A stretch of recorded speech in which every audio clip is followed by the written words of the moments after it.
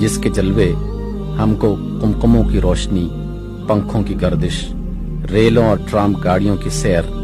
چکیوں اور کارخانوں کی حرکت میں نظر آتے ہیں۔ بس بجلی کے آثار کو دیکھ کر اس کے اسباب کے متعلق ہمارے درمیان اختلاف رائے واقع نہ ہونے کی وجہ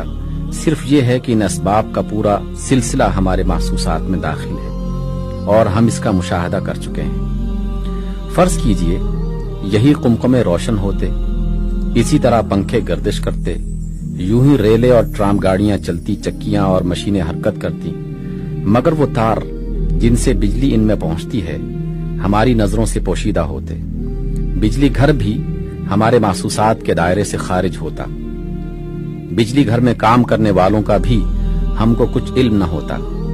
اور یہ بھی معلوم نہ ہوتا کہ اس کارخانے کا کوئی انجینئر ہے جو اپنے علم اور اپنے قدرت سے اس کو چلا رہا ہے۔